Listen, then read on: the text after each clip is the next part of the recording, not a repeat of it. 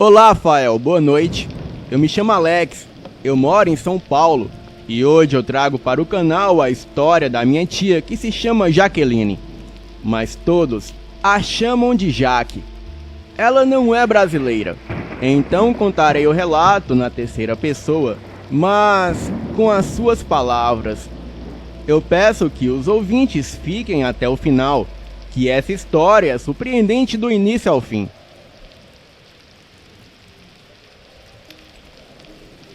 Havia uma vez uma caminhoneira chamada Jaque. Ela era uma mulher experiente e habilidosa e tinha viajado por todo o país dirigindo seu caminhão. Ela gostava de sentir a liberdade da estrada e do vento no seu rosto e adorava ver as paisagens mudando à medida que ela seguia a viagem. Certa vez, Jaque foi contratada para entregar uma carga importante de mercadorias em um prazo apertado. Ela sabia que seria uma jornada difícil, mas estava determinada a completá-lo. Ela partiu cedo pela manhã, com o sol brilhando e o céu azul. A viagem foi tranquila no início, mas logo, Jaque encontrou alguns obstáculos.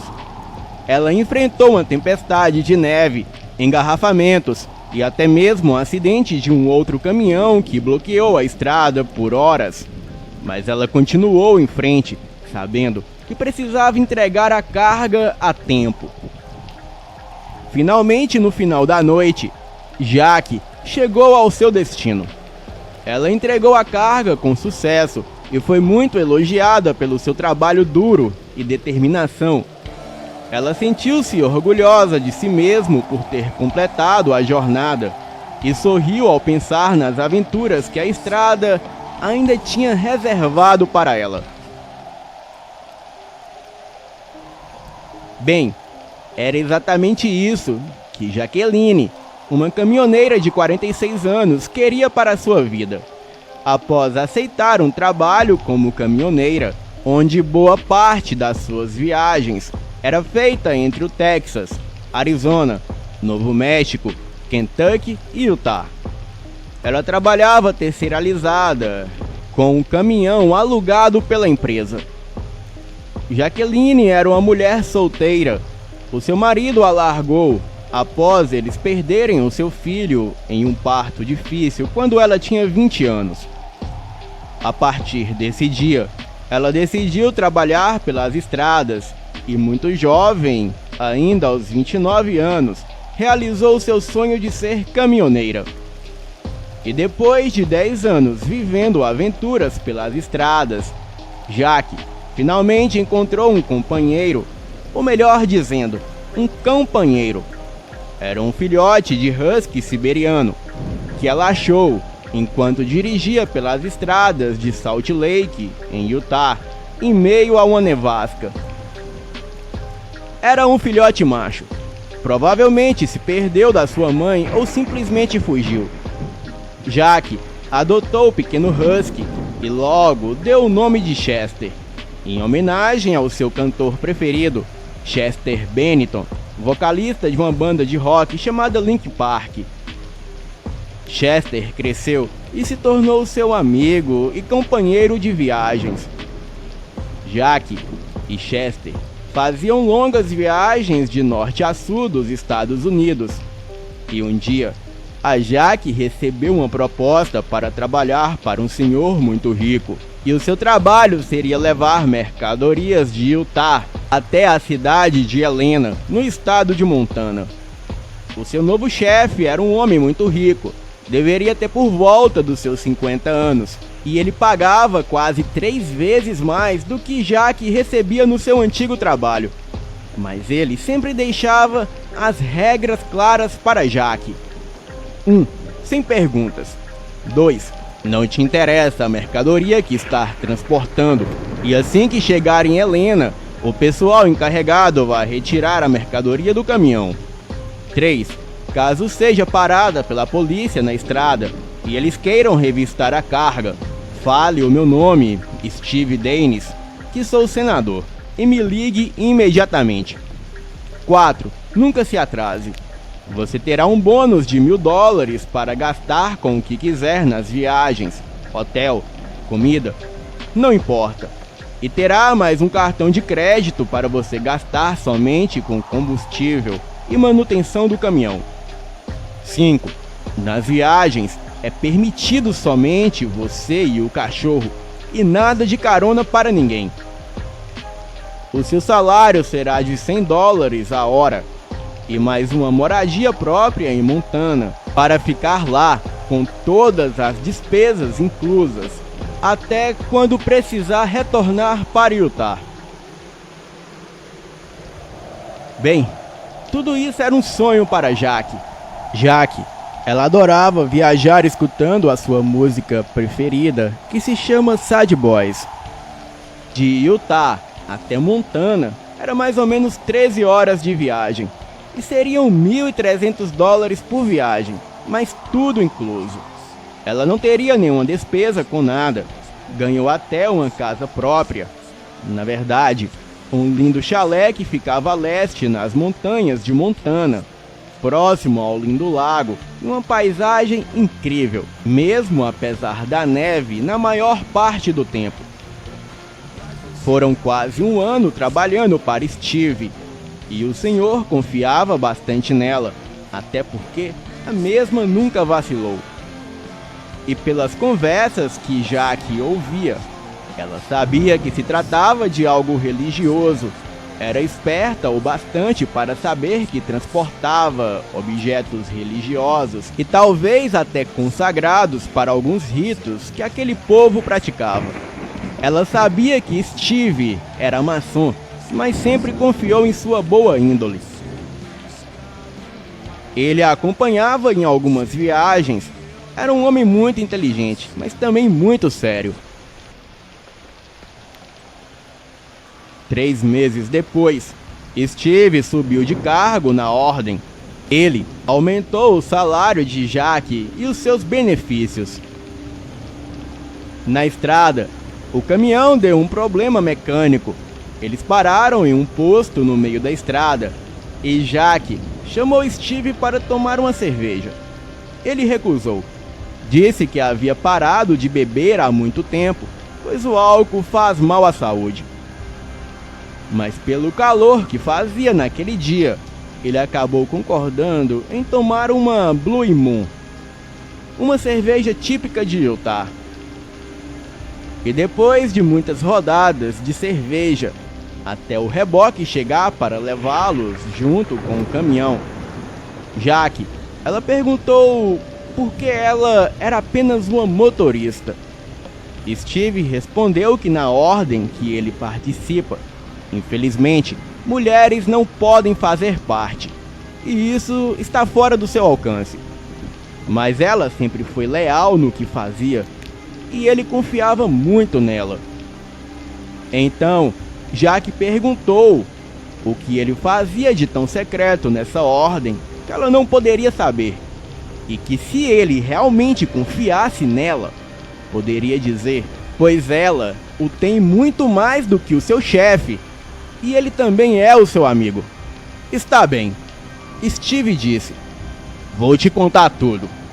Você está tão bêbada que provavelmente amanhã nem vai se lembrar de nada. Então disse Steve, a ordem acredita em valores universais como a ética, a tolerância e a fraternidade. Sério? Perguntou Jaque. Claro que não, sua tola. Embora a maçonaria seja uma organização legal e aberta, a ordem tem os seus objetivos ocultos e a influência em eventos políticos e históricos. Alguns acreditam que a maçonaria é uma sociedade secreta que busca controlar o poder político e econômico. enquanto outros acreditam que ela tem uma ligação com o satanismo e outras crenças ocultas. A maçonaria geralmente nega essas alegações e afirma ser apenas uma organização filantrópica e filosófica. Mas é muito mais do que isso, pois nós buscamos controlar a política e a economia, porque quem está acima de nós é a nova ordem mundial, os Illuminates. E os seus objetivos são os nossos objetivos. Jaque, ela ficou chocada com a declaração, mas no fundo, ela achou se tratar apenas de uma conversa fiada de um velho bêbado. Steve também disse que ele era um frade de 33º grau, mas foi convidado para fazer parte dos Illuminates. Bem, o tempo foi passando. Jaque e Steve foram se tornando cada vez mais amigos, e a esposa de Steve, ela nunca gostou de Jaque, pois no fundo ela tinha ciúmes do marido. Mas por contrapartida, Chester, o cão de Jaque, também nunca gostou de Steve. Em todo o seu tempo trabalhando como motorista para Steve, Jaque sempre levava artigos religiosos para lojas maçônicas que ficavam em locais isolados, mas nunca chegou a ir tão longe como Steve queria daquela vez. Ele simplesmente passou as coordenadas de um local isolado entre as montanhas congelantes da Floresta Nacional de Rocky Mountains, que fica na parte do estado de Montana. A Floresta Nacional de Rocky Mountains é uma das mais belas e diversas florestas montanhosas dos Estados Unidos. Ela se estende por vários estados, incluindo Colorado, Wyoming, Montana, Idaho, Novo México, e abrange uma área de aproximadamente 8,7 milhões de acres. A floresta é conhecida pelos seus picos nevados, rios cristalinos e a vida selvagem abrangente. A floresta possui uma variedade de habitats, desde as planícies de altas montanhas até as florestas de coníferas densas. Os picos Longs, o Pico Gray e o Pico Torres são algumas das montanhas mais altas dos Estados Unidos. Os rios de montanhas cristalinos, como o rio Snake e o rio Green e o rio Colorado, são ótimos para a pesca.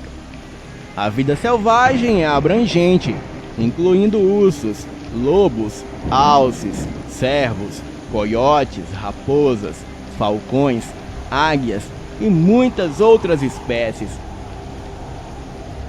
A localização da fazenda, onde seria realizada um tipo de celebração, ficava próximo às montanhas, onde só era possível chegar por uma trilha com um mapa de papel, pois essa trilha não se localiza em GPS e muito menos há sinal de internet no local.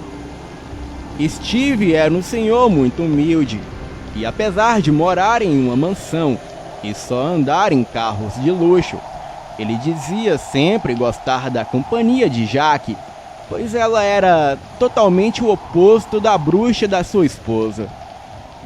E naquele sábado, quando chegaram na fazenda, nas florestas de Montana, o pessoal descarregou os itens do caminhão. Steve se despediu de Jaque e ela retornou para o hotel de estrada que estava hospedada, pois deveria voltar no outro dia, às 8 da manhã, para buscar Steve. Eram 30 quilômetros de trilha, floresta adentro, até chegar na rodovia. Bem, a Jaque ligou seu caminhão, pegou seu cão e deram partida.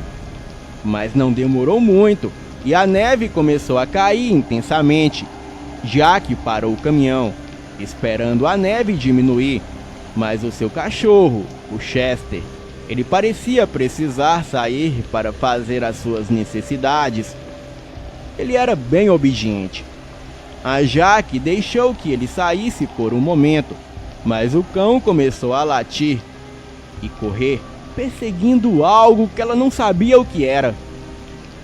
Jaque, já nervosa por chamá-lo, e ele não atender, ela pegou a lanterna e seguiu atrás do cão. Ela andou o suficiente para chegar na fazenda. Ela respeitava muito as crenças religiosas de Steve e não se intrometia em seus negócios. Ela chegou até o cercado, procurou por Chester, mas aparentemente ele não estava ali. Então, ela resolveu voltar.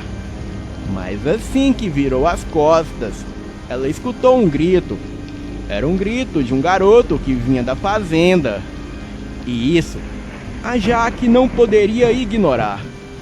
Ela pulou a cerca de madeira e foi pelos cantos da casa de madeira onde se reuniam várias pessoas. Jack se assustou, pois no salão principal da casa, que era imenso, havia em torno de 20 pessoas, todos de manto negro e máscaras, e a iluminação era a luz de velas, e o local era bem assustador.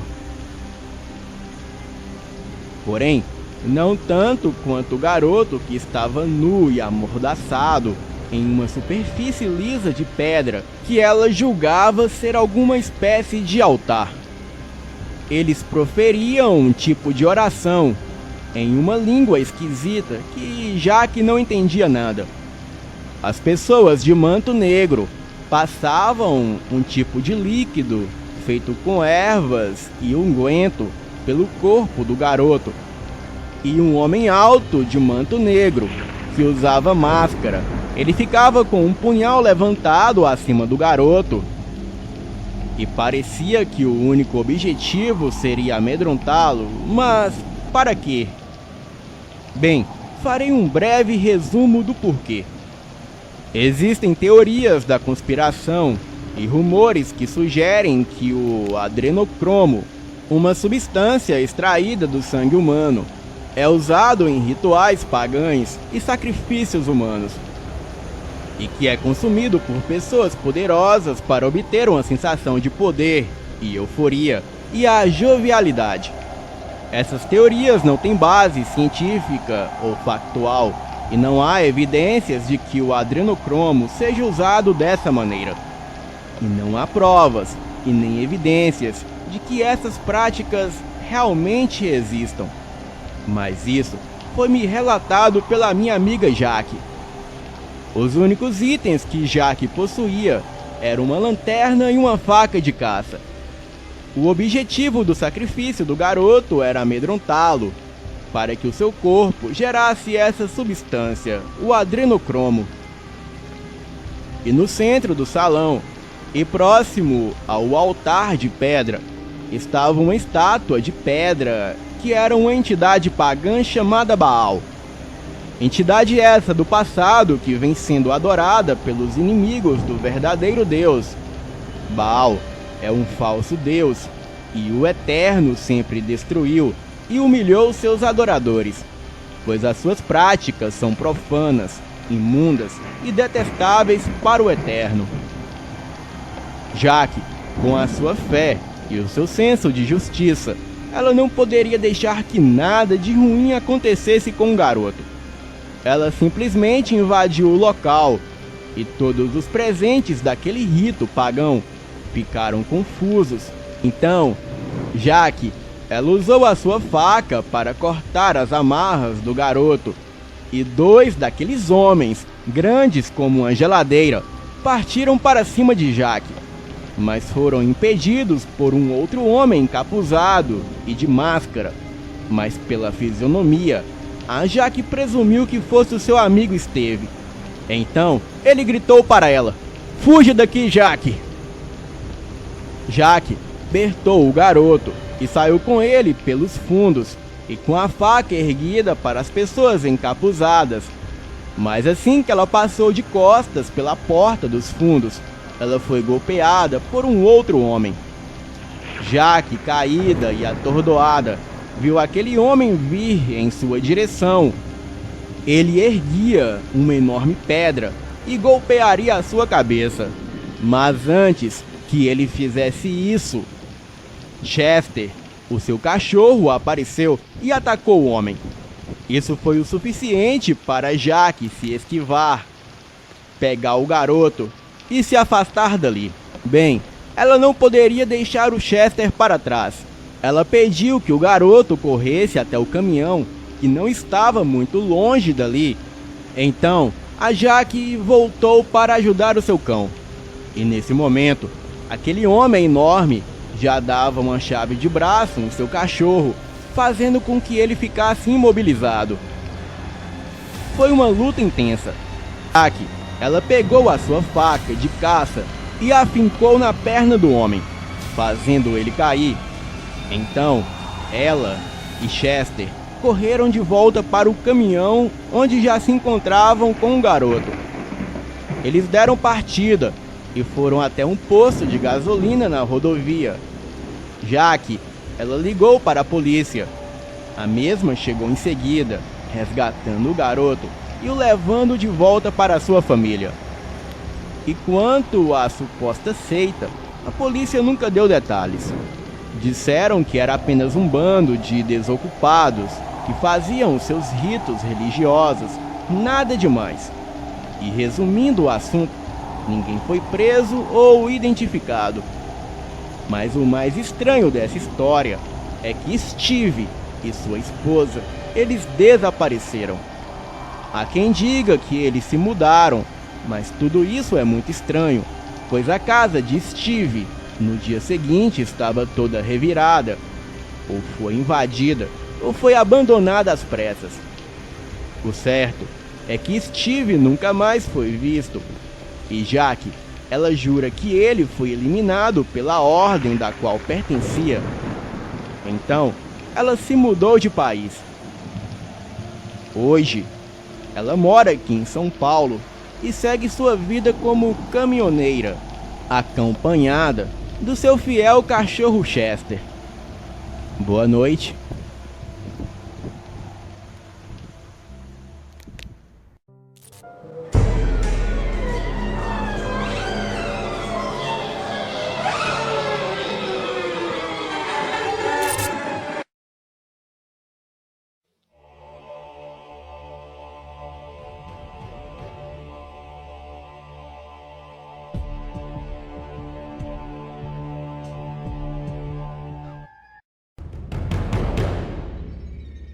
Olá, Fael Portinari. O que quero relatar hoje é algo surreal, que ocorreu comigo há muito tempo.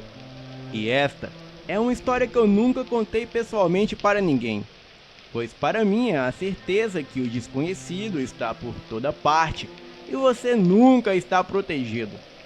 Sempre que me lembro disso, um calafrio percorre a minha espinha, mas depois de muito tempo de seu ocorrido, eu decidi compartilhar essa história com todos aqui do canal. Boa noite, eu me chamo José. Hoje tenho 63 anos, mas no auge dos meus 30 anos, ocorreu um fato surpreendente e marcante em toda a minha vida. Era a década de 80. Eu fazia uma viagem de Minas Gerais até o Mato Grosso para entregar um carregamento de soja. E nesse dia, eu estava na companhia de um amigo de viagem. Eu vou chamá-lo aqui de Nicolas. Naquela época, não havia GPS, então seguíamos as rotas com um mapa. Viajávamos tranquilo, ouvindo música no caminhão, pois naquela época era fita cassete, e diferente de muitos caminhoneiros que adoram um modão, o Nicolas e eu gostávamos era de um bom rock.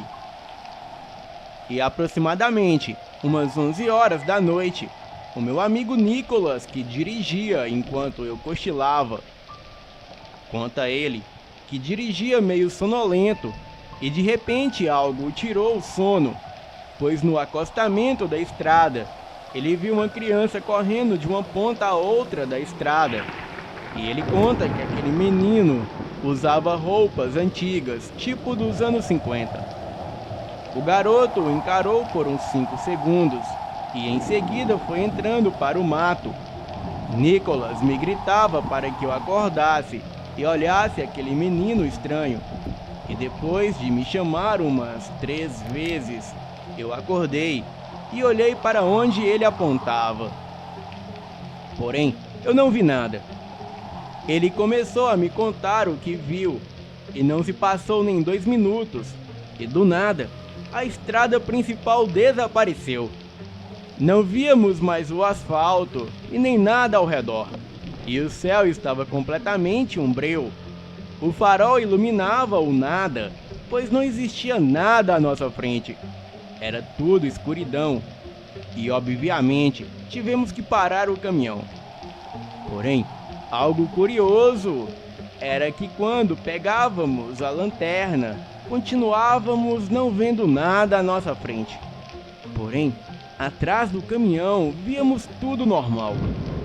O asfalto, a vegetação em volta e até a lua, que curiosamente era vermelha no céu. Era a tão famosa lua de sangue. Ligamos o pisca-alerta do caminhão e demos ré. A estrada era curta para virar o caminhão, porém à nossa direita, espantosamente, apareceu uma placa indicando um atalho. Essa placa com uma seta, apontando uma estradinha de acesso à fazenda Roanoke. Decidimos ir até a fazenda para pedir ajuda ou alguma informação, então fizemos a curva e seguimos caminho até a fazenda. A estrada de terra era cheia de buracos, o que dificultava a passagem do caminhão, e as árvores ao redor eram bem altas, o que não era nada típico da região onde estávamos. A lua vermelha deixava tudo vermelho ao redor e era muito estranho. Seguíamos bem devagar por aquela estradinha, até que uma coisa que eu só posso descrever como um homem com a cabeça de porco passar correndo na frente do caminhão. O Nicholas se assustou, perdeu a direção e jogou o caminhão fora da estrada.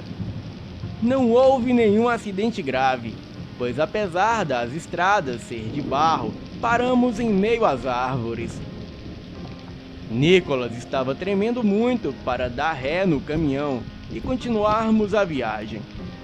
Então eu disse que ficaríamos ali e seguiríamos quando o dia amanhecesse. Nessa hora, aquele homem com cabeça de porco passou na mata a uns 5 metros do farol do caminhão, mas aquilo não olhava diretamente para o caminhão. Apenas seguia o seu caminho até desaparecer entre as árvores. Apagamos o farol e deixamos apenas os faroletes traseiros do caminhão aceso em caso de emergência.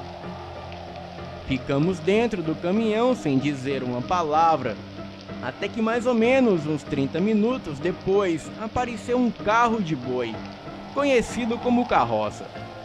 A carroça parou próximo de onde estávamos e desceu um homem negro com roupas bem simples. Ele foi até nós e perguntou se estava tudo bem, já que ele estava passando por acaso e viu o caminhão fora da estrada. Então ele imaginou que talvez alguém precisasse de ajuda. Eu não contei sobre a coisa com a cabeça de porco, mas falei que o meu amigo cochilou no volante. Então, aquele homem se identificou como Álvaro e ele disse que não estávamos longe da fazenda Roanoke e que ficava a uns 5 quilômetros dali. Disse que era um dos trabalhadores da fazenda e pediria ao seu patrão para passarmos a noite lá.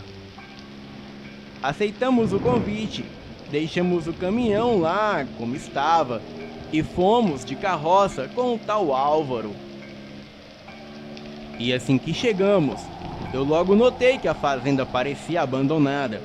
A mesma ficava em um local ermo e em meio àquela escuridão, cercada por florestas e morros, que eu não fazia a mínima ideia de onde estávamos.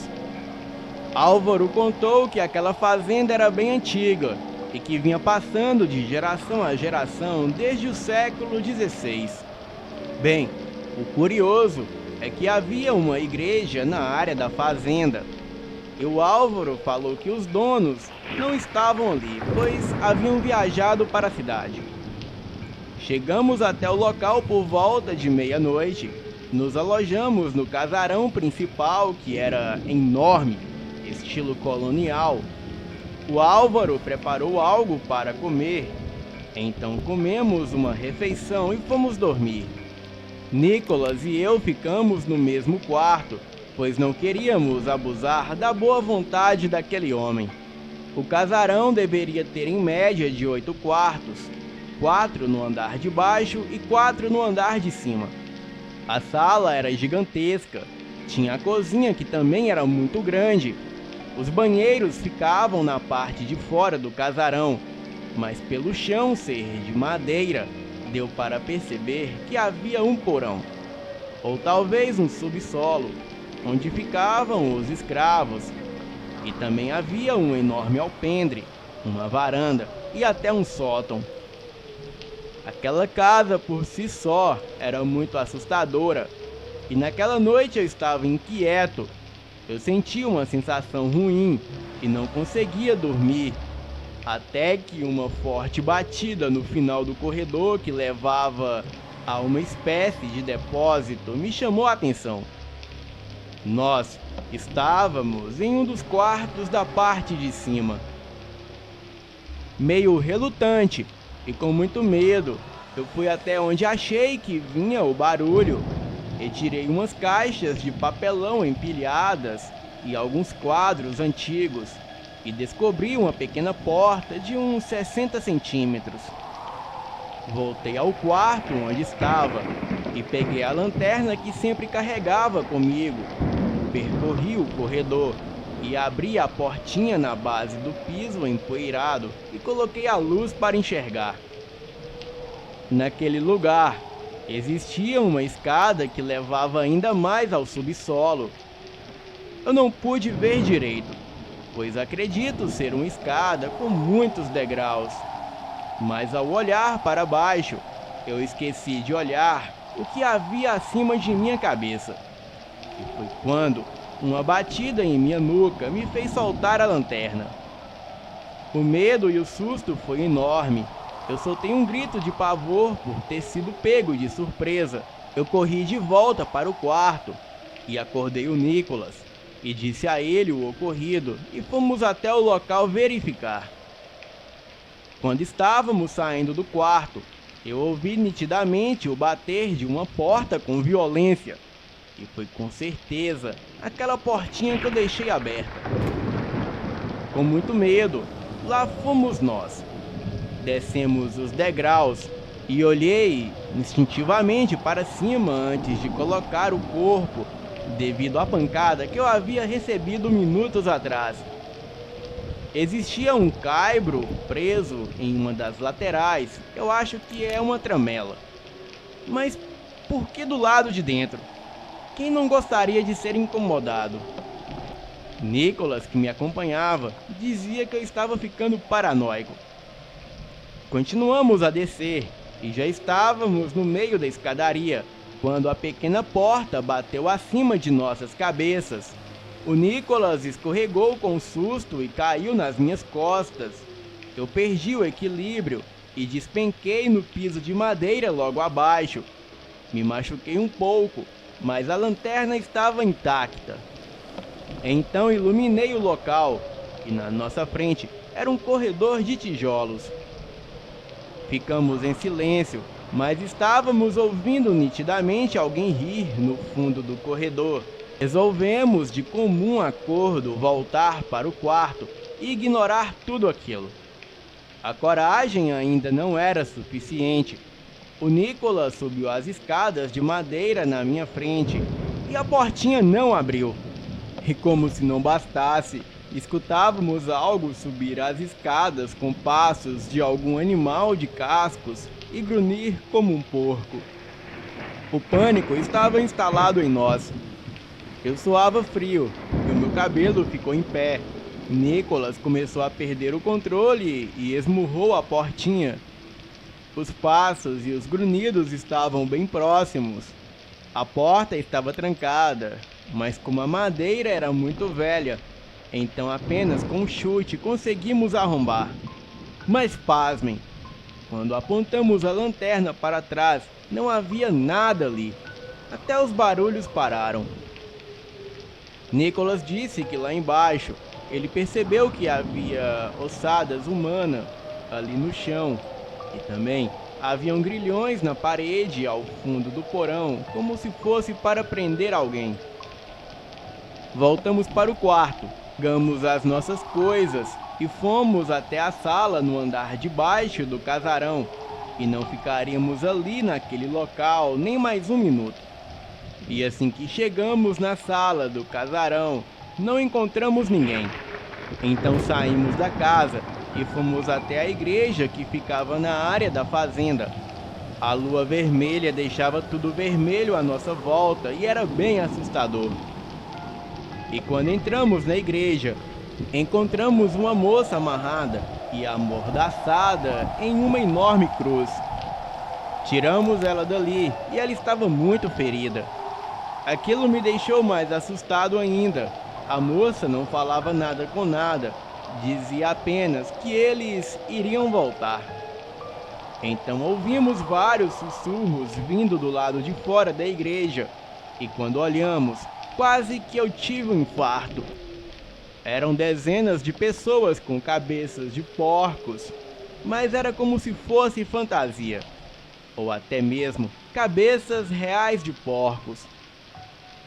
Todos seguravam tochas, então trancamos a porta da igreja e fomos para o andar superior. O maior dos homens que estava lá fora estava ao lado de uma mulher de estatura baixa e acima do peso. Ela ordenou que ele entrasse na igreja e nos pegasse. Ele não tinha cabeça de porco, mas a sua cabeça era muito deformada. E ele, com apenas um chute, mandou a porta da igreja abaixo, enquanto todos os outros ficaram parados no mesmo lugar, segurando as suas tochas. Descemos de onde estávamos e tentamos sair pelos fundos da igreja, mas aquele homem conseguiu me segurar. Eu dava socos e chutes, mas aquilo não me largava. Nicholas batia naquele homem com um banco de madeira, mas aquele homem ficou mais furioso ainda, e com uma força incrível, ele me lançou a uns 10 metros de distância. E nesse momento, a moça correu e saiu por uma porta aos fundos da igreja, e Nicholas a acompanhou. E me abandonaram ali, sozinho com aquele homem, que logo me golpeou, e eu apaguei. Acordei preso em um madeiro, cheio de palhas por baixo, cercado por aquelas pessoas com caras de porcos. A mulher estranha fazia um tipo de oração, olhando para a lua vermelha no céu, e com a tocha pronta para me queimar vivo como parte de um ritual. De repente, eu escuto barulho de caminhão se aproximando, e logo em seguida eu escuto 6 tiros, e as pessoas com tochas e cara de porcos começaram a correr. Nicholas, com o caminhão, ele passou em cima de algumas daquelas pessoas e acertou tiros em outras. A moça que estava com o Nicholas me soltou, e então entramos no caminhão e fugimos dali. Nicholas disse que demorou para voltar, porque a moça e ele ficaram perdidos na mata, e só conseguiu chegarem até o caminhão porque ela conhecia um pouco do local. Ele conseguiu dar ré no caminhão e voltar até a fazenda, e para minha sorte, eu tinha um revólver calibre 38 no porta-luvas do caminhão.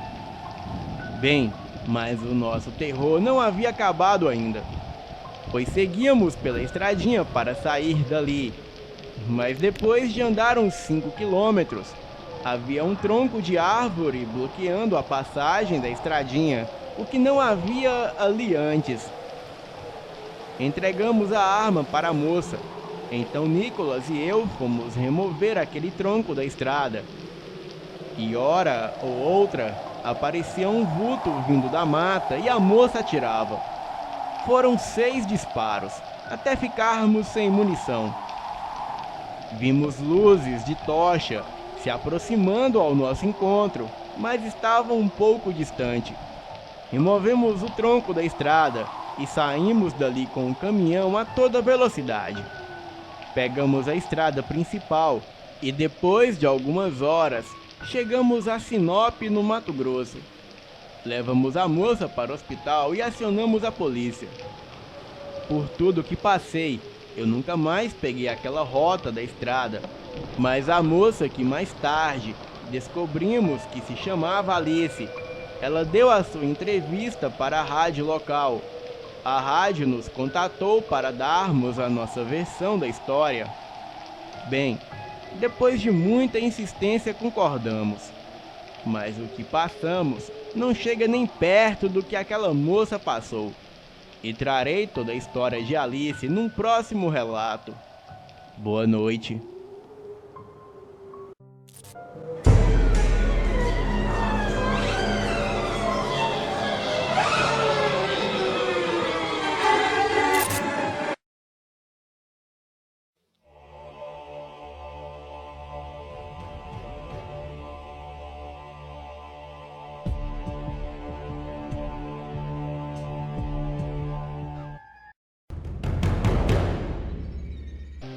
Olá a todos do canal, eu me chamo Bruno, tenho 83 anos e o que eu vou contar aqui é sobre todo o pesadelo que eu vivi na fazenda Roanoke, pois quando assisti o último relato do canal, tudo me veio como um flash na minha cabeça.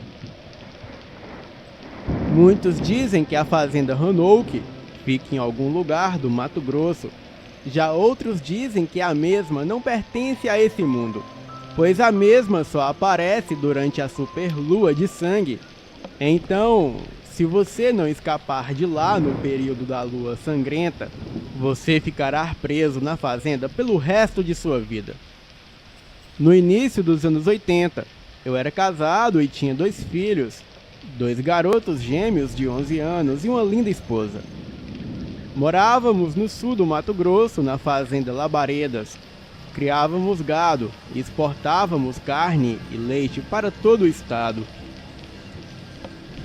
E durante um período de seca, em 1981, o gado começou a morrer e foi um período muito difícil de suportar, pois por atraso no pagamento, muitos trabalhadores deixaram a fazenda e muitos empresários fizeram ofertas para comprarem a fazenda Labaredas a preço de banana.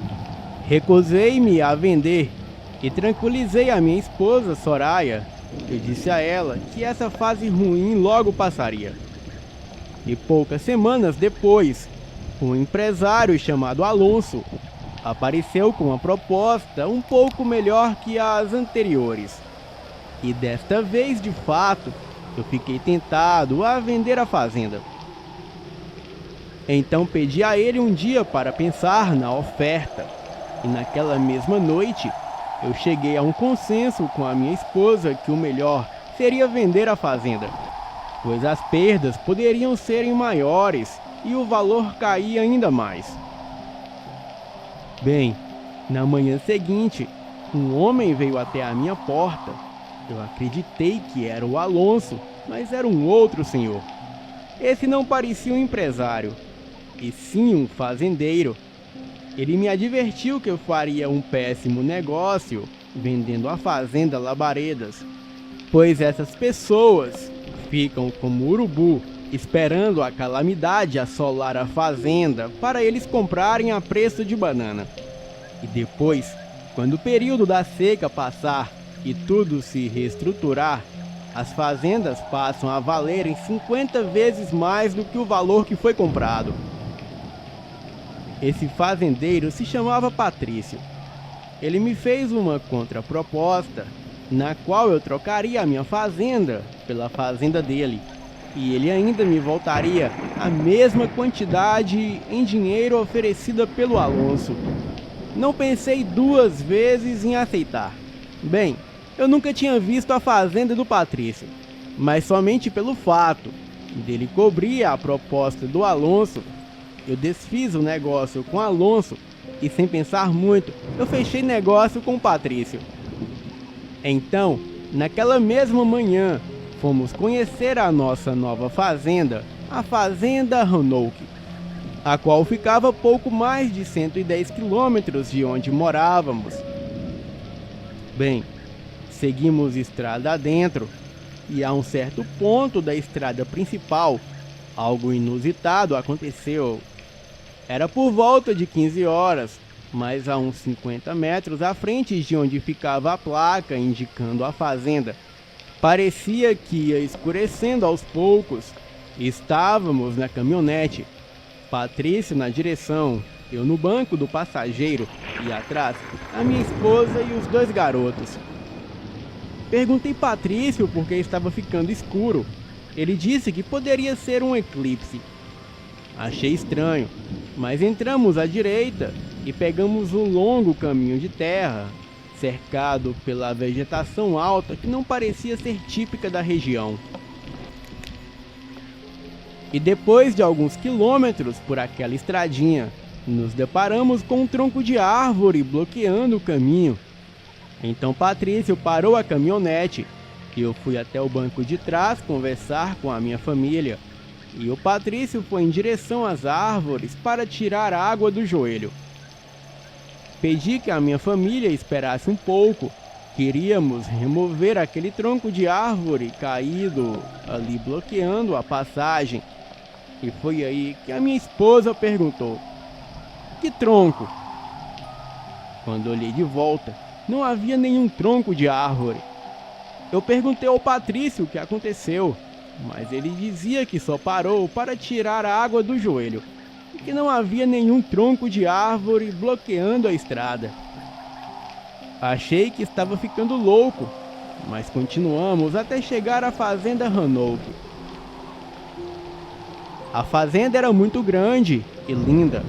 Havia o caseiro que morava com a sua família em uma casa dentro da fazenda, e no casarão principal, onde eu e a minha família moraríamos. Bem, lá estava tudo empoeirado. Parecia que ninguém pisava o pé ali há décadas, e isso foi confirmado pelo Patrício. Não havia vizinhos por perto, nem comércio, rodovia. Não havia nada, e também o local era de difícil acesso. A fazenda ficava em um lugar bem alto. O vento uivava a todo momento, principalmente à noite. O frio era intenso, e mesmo com sol ou dentro de casa, o frio era sempre constante. Bem, nem parecia que estávamos no Mato Grosso. Pelo menos era o que eu pensava. Os 2 garotos, que eram filhos do caseiro, eles eram do tipo calados. Não eram de falar muito e sempre gesticulavam um para o outro ou faziam sinais. Bem, sinais esses que nem eu e nem a minha esposa entendia nada. Eu achava o lugar um tanto que bizarro, mas o caseiro e a sua esposa sempre contavam causos de assombrações por aquelas bandas. Mas como a minha esposa morria de medo, eu sempre ficava com ela ali no alpendre da fazenda, escutando esses causos e a fazendo companhia. Bem, eu costumava chegar do trabalho sempre por volta das 19 horas. Mas certa vez, estava a família do caseiro e eu no alpendre da casa, conversando. Então, ouvimos a porteira se abrir e escutamos ela se fechar, e em seguida, o trotar de vários cavalos.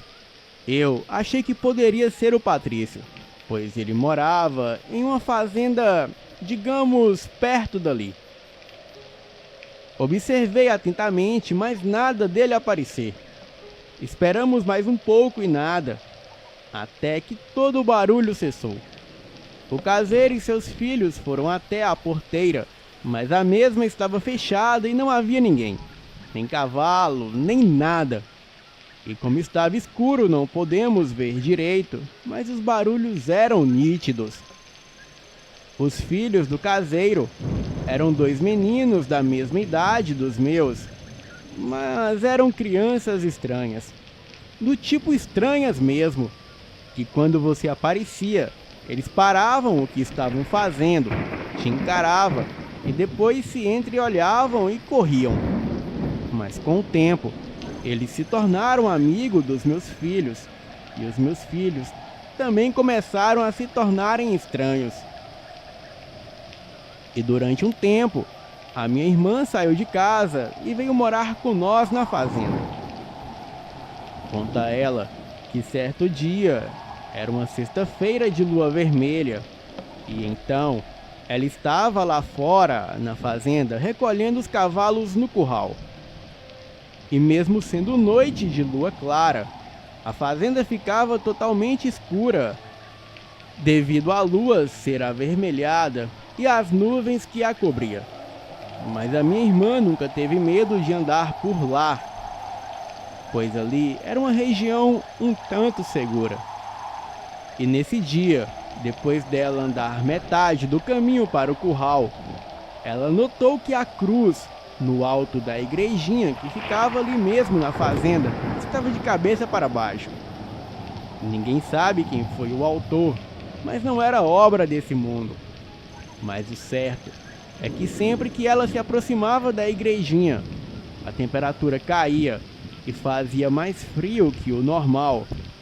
Bem, ela então olhou para a floresta que ficava ao lado da fazenda e atrás daquela igrejinha. E foi onde ela viu umas crianças brincando com algo que parecia ser um jumento.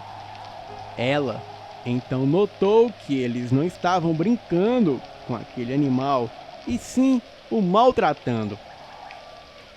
O jumento relinchava, enquanto as crianças jogavam pedras e chutavam ele. Ela achou estranho aqueles garotos ali, naquela hora da noite, mas resolveu ir até lá e dar um fim naquilo.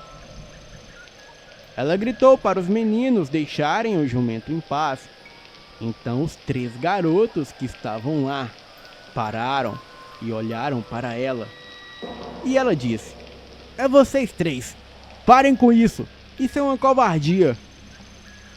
E enquanto ela se aproximava, os 3 garotos se entreolharam e cochicharam alguma coisa que ela não pôde ouvir. Então, o jumento aproveitou que a atenção deles não estava mais no jumento e o animal saiu correndo.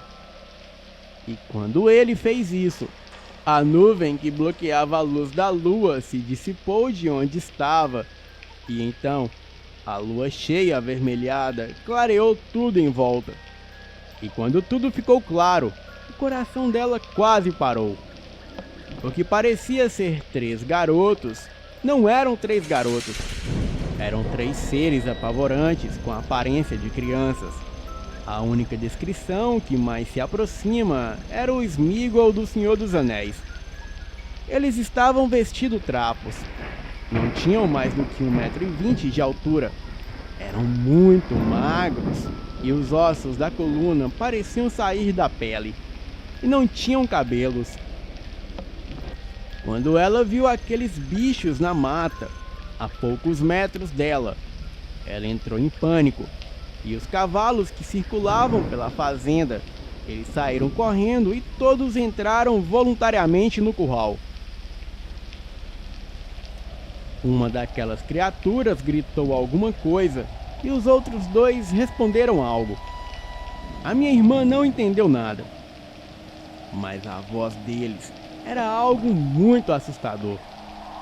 Uma voz muito grave e profunda, e muito grossa, que parecia ser proferida por um gigante, mas saindo de criaturas que pareciam crianças. Ela correu o mais rápido que pôde e entrou em casa apavorada. No dia seguinte, ela, ainda muito assustada, arrumou as suas coisas, deixando a fazenda, e disse que voltaria para a cidade. Mas o certo é que depois daquele dia, eu nunca mais a vi novamente. Certa vez, conta a minha esposa que todos os dias ela ouvia eu a chamar pelo lado de fora da casa, mas sempre que ela ia ver, não era ninguém. Então, um certo dia, ela tomou um banho e foi deitar no nosso quarto e acabou pegando no sono. Isso enquanto eu e as crianças ouvíamos rádio na sala. O quarto era grande e tinha mais ou menos 10 metros por 15. Tinha uma cama de casal enorme, uma janela, uma penteadeira e um armário. Não tinha muitos móveis, ou seja, ninguém se perderia em um quarto daquele. Mas algo de estranho aconteceu na hora em que ela cochilou. Quando ela acordou e decidiu se levantar, era como se ali não fosse mais o quarto. Estava tudo escuro. Ela não enxergava nada. Foi passando a mão pela parede para tentar encontrar o interruptor e não o achou. Tentou encontrar a prateleira para pegar algumas velas e acender, mas a mesma não estava lá.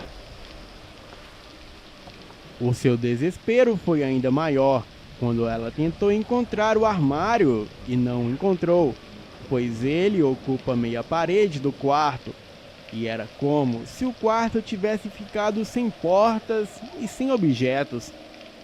Ela passou a mão pelas 4 paredes do quarto, mas as mesmas parecia que não tinham fim, e nem sinal da porta, nem armário, nem interruptor, e nem janela, nem prateleira e nem nada.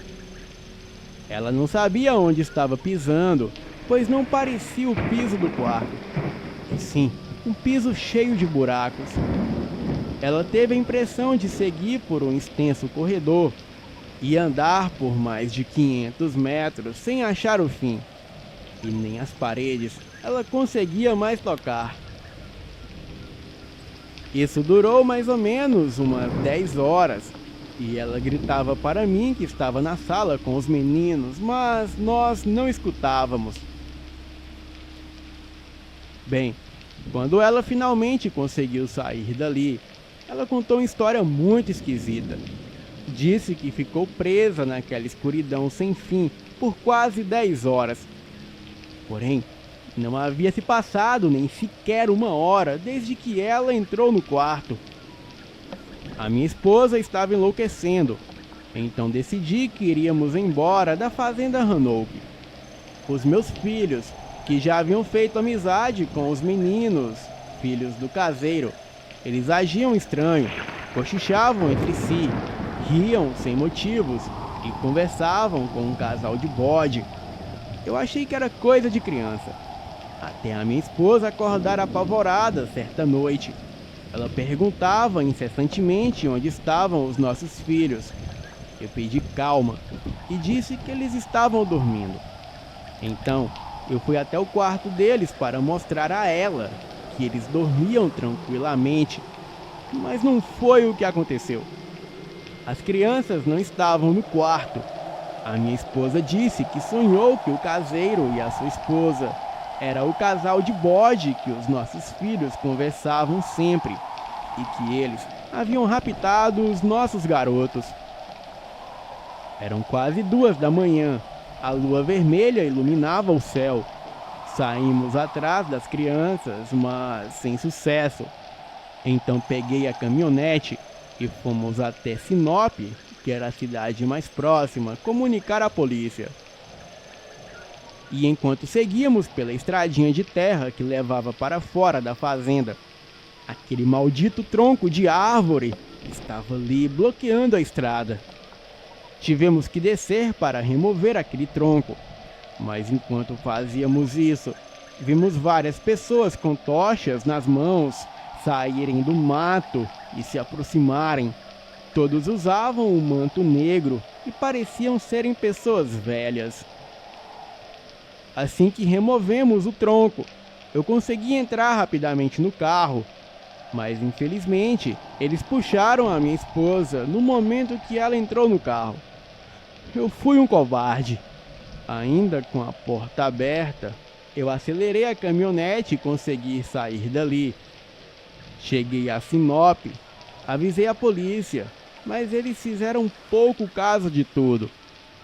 Então, 2 dias depois do ocorrido, eu reuni todos os meus antigos capatazes da minha antiga fazenda Labaredas, pois apesar de não trabalharem mais para mim, todos eram meus amigos, e combinamos de voltarmos armados para a fazenda Hanoke Éramos 7 homens armados até os dentes.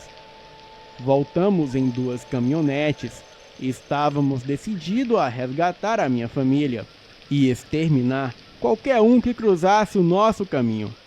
Bem, Fael, o desfecho dessa história eu trarei na segunda parte desse relato. Boa noite.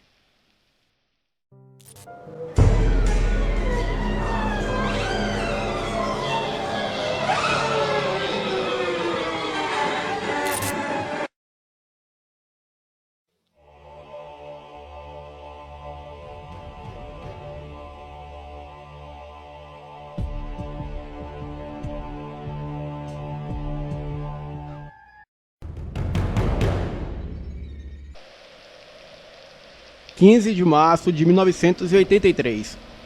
Boa noite a todos. Sou eu novamente, o Bruno. Eu tive a minha família sequestrada por pessoas loucas que viviam na fazenda de Roanoke, que se localiza em algum lugar próximo a Sinop, no Mato Grosso. Com muito custo, eu consegui escapar daquela fazenda maldita, mas deixei para trás a minha esposa Soraya, os meus 2 garotos gêmeos de 12 anos, Eduardo e Cauã, e a minha irmã Alice, que desapareceu quando voltava para a cidade. Voltei com os meus homens armados, ia queimar e meter bala em tudo de ruim que estivesse em Roanoke. Mas antes de sairmos, a polícia veio até a minha casa, me interrogou e disse que ninguém ali iria a lugar nenhum, pois a polícia investigou o caso e não havia nenhuma fazenda Roanoke, e eu era o principal suspeito, e por isso tinha que acompanhá-los até a delegacia. Eram 4 policiais. Então, quando puxei o meu revólver da cintura, os meus homens fizeram o mesmo, sem tempo de reação para a polícia, pois eu estava com o delegado na mira, e ele ordenou que os demais policiais abaixassem as armas, e assim eles fizeram. Recolhemos as armas dos policiais e atiramos nos pneus de uma das viaturas. E quando íamos atirar no pneu da outra, um dos meus homens, que se chamava Jesus, ele disse para não atirar, que ele nos acompanharia naquela viatura. Perguntamos o porquê, e ele respondeu que o seu sonho de ser policial iria se realizar naquela noite. Então ele pegou até as roupas de um dos policiais e partiu conosco na viatura, e a viatura seguia as nossas 2 caminhonetes. Além de Jesus na viatura, estava comigo na caminhonete Pedro, João e Tiago, e na outra caminhonete estavam Mateus, Marcos e Lucas. Estava totalmente concentrado na missão, e chegamos na área escura da estrada e curvamos à direita, em direção a Roanoke. Percorremos meia hora de estrada de terra, da qual só havia mato em volta, e a natureza parecia não ter vida, pois não víamos os animais noturnos e nem escutávamos o som da natureza, e parecia que tudo estava morto e nem o vento sopravam as árvores. Enfim, chegamos na parte onde havia o tronco de árvore caído, bloqueando a estrada. Removemos o tronco e seguimos em frente. E quando chegamos no final da estrada, era literalmente o final da estrada. Só havia escuridão, e a luz dos faróis do carro só clareavam o escuro, e nem as lanternas eram capazes de iluminar algo, pois era como se nada existisse além de escuridão. Pedro pegou a sua espingarda e fez alguns disparos lá dentro da escuridão, e nem mesmo o som dos disparos se propagavam, pois além de não ver nada, também não era possível escutar nada lá de dentro. As lanternas só iluminavam uns aos outros, mas nada além disso. Então saímos daquela escuridão e voltamos para onde deixamos as caminhonetes. E depois de muito tempo conversando, não sabíamos o que fazer, pois eu jurava para os meus amigos que a fazenda era ali, mas tudo aquilo estava assustando eles. E uns até cogitavam voltar para casa. Então, escutamos uma risada de uma velha. E daí, uma velha emergiu das trevas. Ela era de estatura baixa e gorda, usava um macacão sujo e tinha um cabelo branco e desgrenhado. Perguntei quem ela era e ela disse que podíamos chamá-la de a açougueira, pois essa era a sua profissão. Porém, no lugar de animais, ela cortava humanos. Ela também disse que sabia onde a minha família estava, mas somente eu poderia acompanhá-la. Jesus logo desceu da viatura apontando a arma para a velha e disse para ela entrar na viatura que ela estava presa. A velha então disse: "Eu não vou ser presa. Você, Bruno, tem 3 escolhas.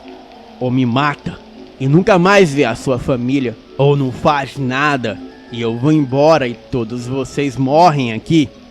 Ou você me segue sozinho, eu te levarei para junto de sua família, pois o seu lugar é junto deles. Mas você fugiu e agora está aqui de volta." Pedi meus amigos que voltassem para casa, que eu iria sozinho. E nenhum deles concordaram de me deixar ir sozinho. E com muito custo, eu convenci a eles que eu ficaria bem, pois estava armado com uma 12, 2 pistolas automáticas, um revólver na cintura e uma faca de pesca. Eles concordaram, mas disseram que ficaria ali me esperando voltar. Jesus tentou chamar reforços pelo rádio da polícia, mas o rádio só chiava. Segui a velha na escuridão e só conseguia vê-la, e olhando para trás, eu também vi os meus amigos. Bem, daqui em diante, tudo ficou estranho. O meu corpo começou a ficar pesado, como se a gravidade daquele lugar ficasse mais forte a todo instante. Então, eu vi algo que os meus amigos até então não viam. Eram criaturas semelhantes a lobos, do tamanho de pessoas que andavam encurvados. Eles saíam das matas ao redor e iam sorrateiramente em direção aos meus amigos. Eu gritei, mas eles não escutavam. Tentei correr até lá, mas o meu corpo só se movimentava se eu andasse para frente. Era como se eu estivesse subindo uma escada rolante. Se eu fosse no sentido da escada, eu ia rápido, mas se eu fosse no sentido contrário da escada, eu não saía do lugar. Era mais ou menos isso. Pedro foi o primeiro a avistar a criatura, mas infelizmente a coisa já estava em cima dele. Ele atirou para cima assim que a criatura o pegou e o devorou, e daí em diante foi um tremendo tiroteio. Todos os outros atiravam nas criaturas, mas aquelas coisas eram muitas, e nesse ponto eu já não conseguia ver e nem ouvir direito. Mas o som dos tiros pararam, então eu deduzi que todos estavam mortos.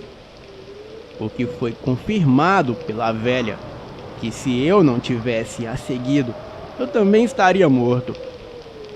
Quando olhei para a minha frente, lá estava a maldita fazenda Hanouk. A açougueira pediu que eu a acompanhasse até a igreja, pois o culto já começaria. Quando cheguei na igreja, 2 homens altos encapuzados recolheram as minhas armas, e lá dentro eu encontrei a minha irmã Alice, que havia desaparecido quando foi embora da fazenda. E lá também estavam os supostos caseiros da fazenda e os seus filhos, que eram amigos dos meus filhos e outras pessoas. Alice disse que eu não deveria chamar atenção, que eu deveria fingir cair no jogo deles e que minha família estava segura. E assim, na hora certa, todos nós escaparíamos de lá. A açougueira disse que o culto era sagrado e eu deveria prestar atenção nas palavras do profeta. Resumindo tudo o que eu entendi durante aquele culto maldito, na verdade, tudo aquilo era uma seita. Algo com o nome de Vril, e que eles adoravam o Sol Negro e o esquisito de manto negro, que todos chamavam de o Profeta. Ele pregava sobre o poder da raça do futuro. Moral da história, até onde entendi, eles sequestravam pessoas para sacrifícios humanos, porém, também haviam os escolhidos para integrarem a sociedade deles. Até então, eu não tinha percebido Álvaro no culto. Até o profeta o chamar até o altar. O profeta disse que Álvaro era um excelente membro e amado por todos da comunidade, mas falhou em me deixar fugir e que eu havia revelado a localização da comunidade, pois outras pessoas vieram e não ia demorar muito até a polícia chegar lá também. Disse que todos deveriam ter fé para o Sol Negro chegar para libertar todos e que a grande lua vermelha tomaria o lugar do dia. Então, o profeta cortou a garganta de Álvaro ali mesmo, e foi muito rápido que eu fiquei surpreso, e derramou todo o seu sangue no altar. E depois, o profeta revelou qual seria o grande sacrifício para que todos ali continuassem tendo a vida eterna, graças à substância chamada adrenocromo, que é extraída do sangue de crianças que estão tomadas pelo pânico. E quando 2 dos seus sacerdotes trouxeram os meninos amarrados e amordaçados, eu logo percebi que eram os meus filhos. Durante toda a minha vida como fazendeiro, eu vivia com pessoas poderosas de olho nas minhas terras, e eu era esperto e muito preparado para esse tipo de situação. Eu andava com a arma na cintura, para caso alguém me desarmasse, mas eu tinha um coldre no tornozelo, onde eu carregava uma pistola de 9mm, com 18 balas, onde ninguém naquela época nunca revistava, ainda mais se você estivesse com uma arma na cintura como isca. Então, rapidamente eu saquei a pistola, e foi um tiro certeiro na cabeça de cada um dos sacerdotes. Atirei no falso profeta, porém eu errei. Corri com a minha irmã e a coloquei em um lugar seguro no subsolo da igreja com os meus 2 filhos. Pedi que eles esperassem ali, pois eu ia atrás da minha esposa, pois Alice havia falado que ela estava mantida refém no casarão. Os meus filhos choravam e não queria ficar com a minha irmã Alice. Mas era muita correria, pois havia uma multidão atrás de mim. Eu cheguei rapidamente no casarão, e no andar de cima estava minha esposa Soraya. Ela estava amarrada e amordaçada na cama, e com muito medo. E assim que tirei a mordaça dela, ela gritou que era uma armadilha. E daí, eu só me lembro de receber um golpe forte na nuca e desmaiar. Acordei amarrado junto à minha esposa. Estávamos amarrados em um poste que ficava perto de um celeiro da fazenda. Estávamos ali sozinhos e não havia ninguém por perto até então. A minha esposa me acordou e perguntou pelas crianças. Eu disse que elas estavam seguras com a minha irmã Alice. Foi então que, desesperada, a minha esposa disse que Alice também era um deles. Como assim? Ela é minha irmã. Eu indaguei. Mas Soraya respondeu. Naquele culto, eles colocaram algum espírito maligno no corpo da sua irmã. Ela agora faz parte da seita. Ela fez essa armadilha para você voltar e chegar até mim. É tudo um jogo, Bruno. Eles vão matar os nossos filhos. Querido, eles conhecem segredos perdidos no tempo. Eles usam a cabala judaica para criar gigante de pedra e proteger a fazenda. Eles conhecem os segredos de cada uma das 10 sefirotes da cabala judaica. Porém, eles usam para o mal. Seja para dar vida ao barro, ou até mesmo para transformar pessoas em criaturas.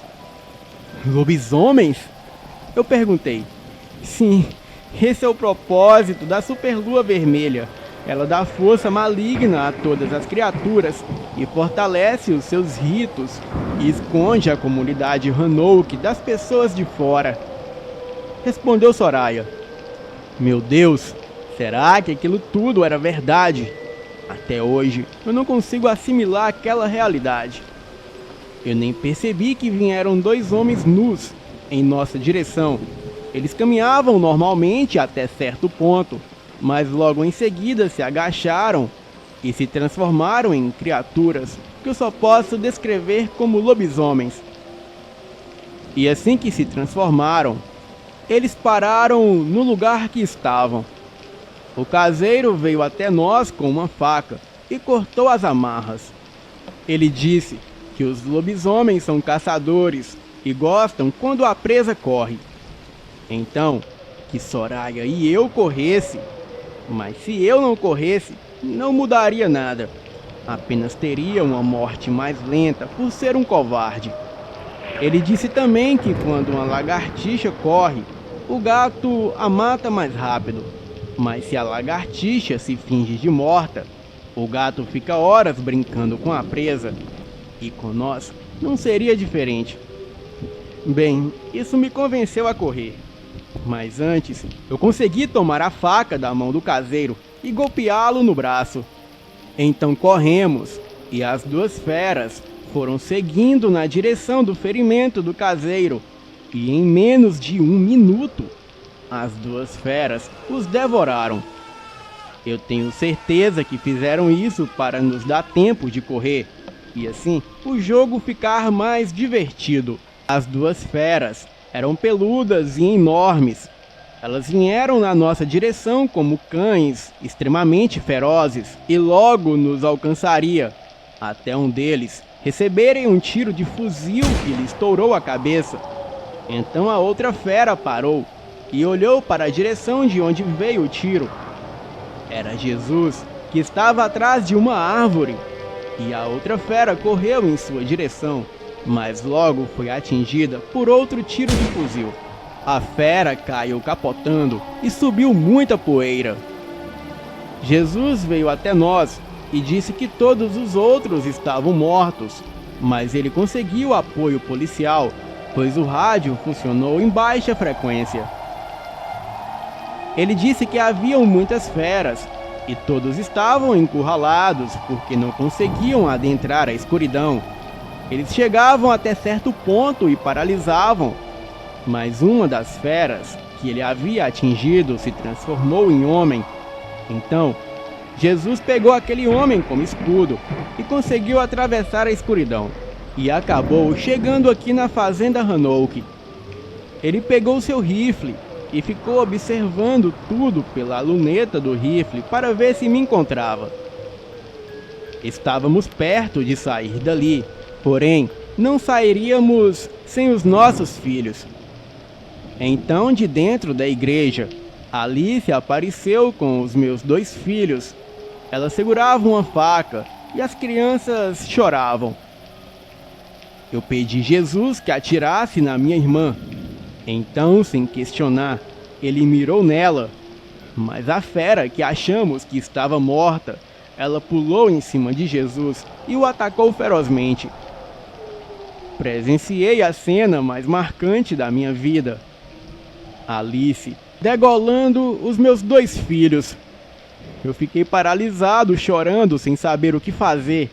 Mas Soraya, com toda a coragem, ela correu na direção de Alice. Mas a fera que havia atacado Jesus alcançou Soraya e a destroçou antes que ela chegasse até Alice. E depois, a fera veio caminhando na minha direção, me olhou com desprezo e eu não tinha forças para lutar. Então, antes da fera me atacar, eu ouvi outro tiro de rifle e a cabeça da fera explodiu, me sujando com seus miolos. Jesus estava vivo e mais uma vez ele havia me salvado. Alice vinha na minha direção com a faca.